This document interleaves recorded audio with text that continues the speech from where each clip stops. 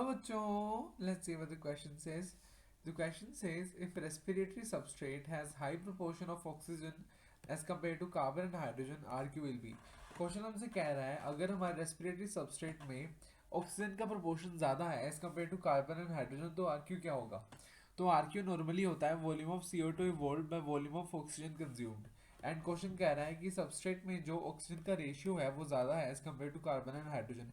इसका मतलब क्या हुआ कि वो एक ऑर्गेनिक एसिड है, जैसे कि ऑक्जेलिक एसिड का फॉर्मूला क्या होता है COH।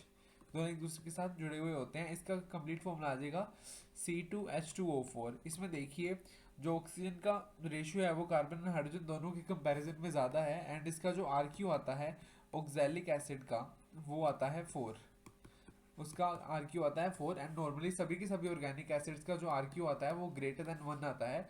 तो कोई भी सबस्ट्रेट होगा जिसका ऑक्सीजन का रेशियो ज़्यादा होगा as compare to carbon and hydrogen, अगर उसका ऑक्सीजन का रेशियो ज़्यादा आएगा तो क्या होगा, जो हमारा आर होगा उसकी वैल्यू भी ग्रेटर देन 1 ही आएगी, उसकी वैल्यू ग्रेटर देन 1 आएगी।